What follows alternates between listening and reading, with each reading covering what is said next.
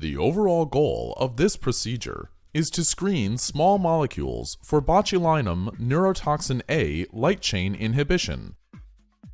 This is accomplished by first preparing a compound dilution series with high accuracy and precision. The second step is to transfer compound dilutions into a black 96-well plate. Next, diluted light chain enzyme is added to the plate, and the enzyme is incubated with the compound for 5 minutes at room temperature.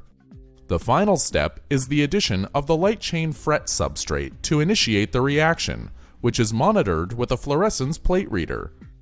Ultimately, secondary screens that utilize a non-fluorescent peptide substrate should be employed to confirm compound activity and determine more rigorous kinetic constants, such as the inhibitor dissociation constant, or Ki.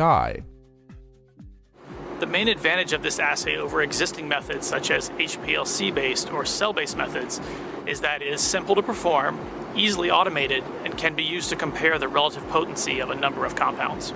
Individuals may struggle when new to this method when preparing a compound dilution series and properly mixing the plate once all the components are added. Begin this procedure by preparing the buffers and reagents as described in the text protocol.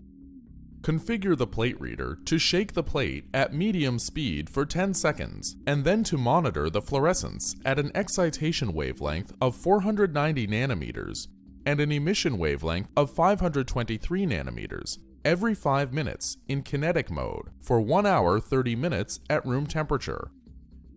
After determining the compound concentration range, label tubes with the appropriate compound name and